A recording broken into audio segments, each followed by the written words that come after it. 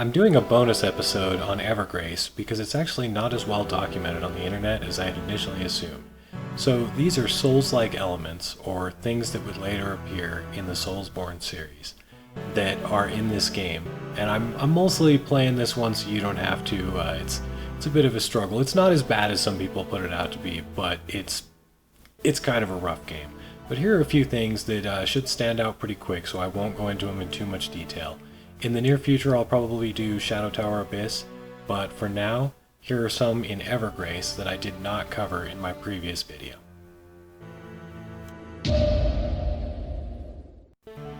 If you've played a Souls game, you probably remember these guys. Right at the beginning of the game, nothing good to say about your quest to save everybody from this never-ending cycle of death and destruction. We'll pretty much just sit there and naysay until you pick a fight and kill them, or they generally just off themselves eventually. So, interestingly, this character is sort of the prototype for that, and when you talk to him, which you can have numerous conversations with him with each of the characters you can play as, and he pretty much just naysays the whole situation, which is made clear later in the plot, but the concept of putting someone sitting there right at the beginning to A, give you a lot of information about what you're supposed to be doing, but B, also just give you a sense that your quest is hopeless. It's interesting that that originated here.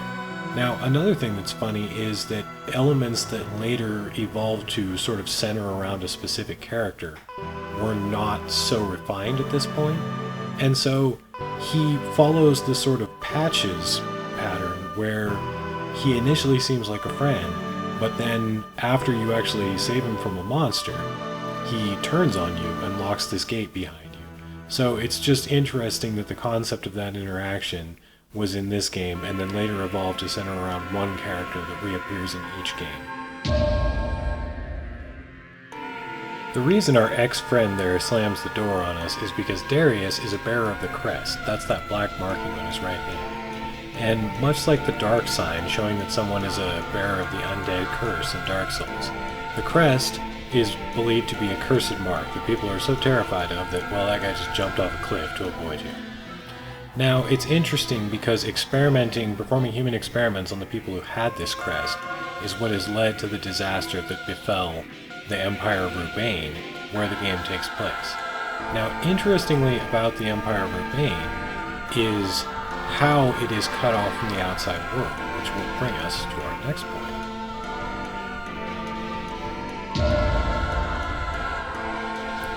A really interesting thing about the story of Evergrace is that the Empire of Rubain, when the game takes place, is both cut off from the rest of the world, like Boletaria in Demon Souls, and frozen in time, like Lordran in Dark Souls.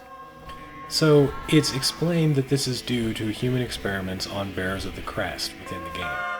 But it's just sort of interesting how this is something that they would draw on several times in different ways for future plots. Because in this game, your character comes from outside, and not only are they not aware of the goings-on inside the Rubain Empire, but over a century has passed since then. So, by now, the Rubain Empire has become a legend in the outside world, and people have moved on and don't believe that it's possible that it could be somewhere still existing on the planet. They believe it was destroyed by something like a nuclear explosion caused by the research they were doing. So just an interesting tie-in that they've actually gone back to more than once for the later games. Poor Ariona. Too soft for this world, so we just had to take his stuff. So before him there was Moreland, who, interestingly, through a seeming translation error in this game, is described as a descendant of the royal family, but through his dialogue and the gameplay seems to be the actual prince. But while that's vague, like several things like the relationships of the royal family, he fulfills much the same role as Ostrava or Ariana in Demon Souls, and characters that you'll see in several of the Soulsborne games afterwards, where he's this sort of noble, young, very sort of naive prince-like character, and sometimes literally the prince in this and Demon Souls. And he goes because he cannot believe that things are this bad, or that his parents would have willingly signed off on this happening to the populace. And, you know, he generally gets the crap kicked out of him because he's not prepared to deal with this stuff. And you have to help him throughout the game. Eventually, he finds out that, yep, indeed, his parents were friggin' maniacs and they had no problem with killing all of their citizens, and they helped a mad scientist do it, and that is how we're in this situation. But just kind of an interesting throwback that this is the first character like that, and they would reuse that archetype over and over again, much like Patches the Hyena, who is used basically unchanged from game to game. If you haven't heard, Dark Souls has a naked lady with spider legs. Now you would think that would be the first time From had used this in a game, but you would be wrong. So Zenobia is a boss that you fight in Evergrace, and like our previous friend, or Ariana alike, there seems to be a mistranslation of who she is. She's described as being the queen, but it seems as though she's actually the princess because her dialogue, she screams, "Mom, Dad, what's happening?" And the king and queen are both very aware of what's happening in Ravane by the time your character arrives. But it's kind of interesting that not only are story elements and basic design elements later reused in other From games, but the whole concept of this boss battle is actually similar to fighting Chaos Witch Quelaag. Instead of it being lava on the ground, you're avoiding this cursed pink stuff. But it's sort of a crude prototype of the way that boss battle goes, so it's interesting that they went back and revisited all sorts of things they'd done in the past, but wanted to polish up and make better. The Quelaag battle is much, much more exciting and dynamic than this particular battle. The crow obsessed with round, shiny things is a From Software in-joke that actually goes back to this game, though it's not quite as much fun as the trading that you do in the Souls games. In this game, this crow will come along and steal this orb you need for the bridge, and if you're lucky, like I was in this first playthrough, you grab the orb, put it back, and the bridge is back. Now if you're unlucky and it goes to one of the far nests, there are 3 nests by the way, and you go too far away from the bridge, the crow will come back and steal the other orb. So this results in a sort of trading game where you have to try and get the crow to go back to the near nest so that you can get the orb and return it, without it stealing the other one and deactivating the bridge again. So it's rather frustrating and, you know, one of those elements that, hey, it's a lot nicer in Dark Souls, but it's kind of a joke that refers back to this game, where the bird steals the shiny round object.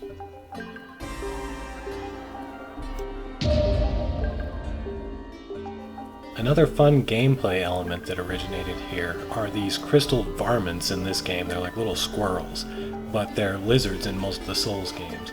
And in much the same way, you have to chase them down and kill them in order to get rare items you use to upgrade weapons and armor. It's a little different and even more unforgiving in this game in that you actually only have 1 hit to kill them. And if your weapon doesn't do enough damage to kill them in a single hit, they disappear and you don't get another chance. So it's actually been made more forgiving in the later games where you have an amount of time to chase them down before they disappear. I'm gonna close out here by just showing a bunch of enemies and random combat. And not only are there design elements and animations from these enemies that should look familiar, it's not actually uncommon for a lot of developers to reuse things like that from game to game, or to just even take a whole enemy model, animations and everything from an old game, and then just kind of touch it up and keep working on it for a newer game. That's done throughout the Silent Hill series, and several of the other games that I'm likely to do future segments like this on. So I'm just going to show some of that stuff, and another interesting thing you'll see is although elements and enemies inflicting status effects is not at all unique to games by From Software, the way it works in this game is much similar to in Souls, where those status effects are often crippling and horrifying, and different enemies will inflict them on you, or different traps or things in the environment, and then you have to get the items in order to purify yourself or cure them or whatever it is depending on the thing. And you can go to a save point and buy these at any time, but other than that it works in a very similar way. So yeah, I'm just gonna end my narration and let you listen to some more of the quirky music of Evergrace as you watch these gameplay segments.